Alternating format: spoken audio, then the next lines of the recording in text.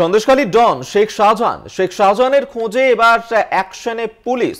শাহজাহান ও তার ভাইয়ের বিরুদ্ধে নতুন এফআইআর।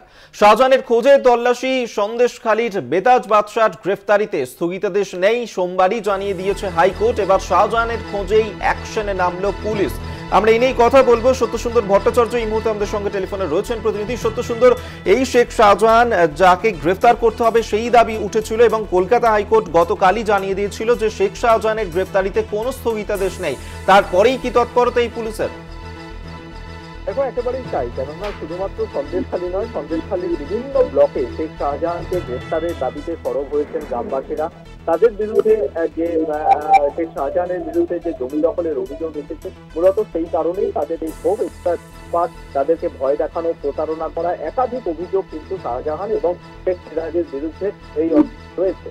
সেক্ষেত্রে তার পরবর্তী সময়ে কলকাতা হাইকোর্টের এই যে নির্দেশ যে শেখ শাহজাহানকে গ্রেফতারের কোন রকম স্থগিতাদেশ থাকছে না, তারপরে কিন্তু তৎপর হয়েছে জেলা প্রশাসন। গতকালও প্রশাসনের তরফে জানানো হয়েছে, বসিরহাটের এসপি জানিয়েছেন যে নতুন করে যে সমস্ত অভিযোগ এসছে তার ভিত্তিতে নতুন করে এফআইআর করা হয়েছে।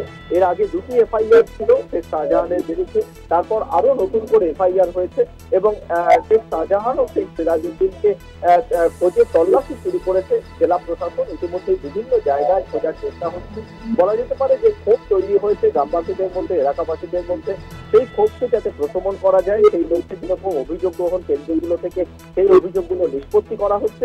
পাশাপাশি শেখ শাহজাহান এবং শেখ সিরাজের বিরুদ্ধে নতুন করে এফআইআর করে তাদের খোঁজে তল্লাশি শুরু করেছে জেলা প্রশাসন।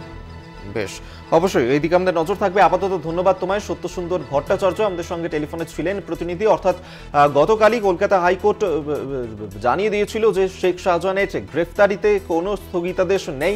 তারপরেই জেলা পুলিশ প্রশাসনের তৎপরতা নজরে আসছে এবং এই প্রসঙ্গে জেলার পুলিশ সুপার তিনি ঠিক কি বলেছেন শোনাবো।